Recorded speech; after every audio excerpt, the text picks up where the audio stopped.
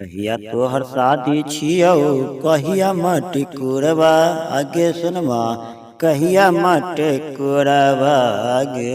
सोनमा हम त बानल छियौ पागल आगे सोनमा आगे कहिया तोहर शादी छियौ कहिया माटी कोरबा आगे कहिया माटी कोरबा आगे सोनमा हम त बनल छियौ पागल आगे सोनमा जबे तोरा शादी हो तो चल जेबी ससुरबा आगे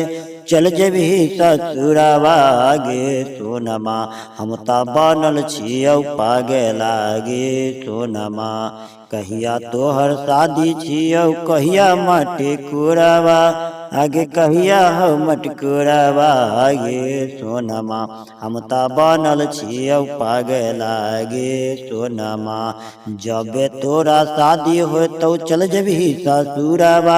आगे चल जेबी ससुरबा आगे सोनमा हम त बनल छियौ पागल आगे सोनमा हम त बनल छियौ पागल आगे सोनमा।